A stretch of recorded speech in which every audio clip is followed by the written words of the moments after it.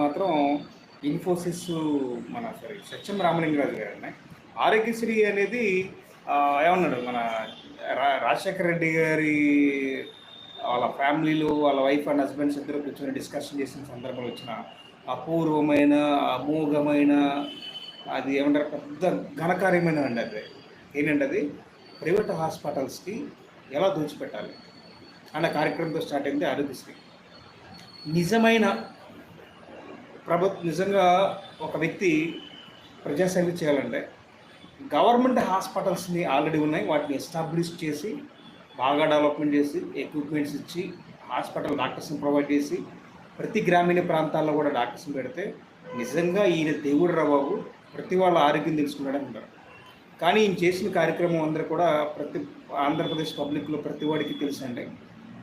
ఇవి ఘనకార్యాలు అంటే ప్రైవేట్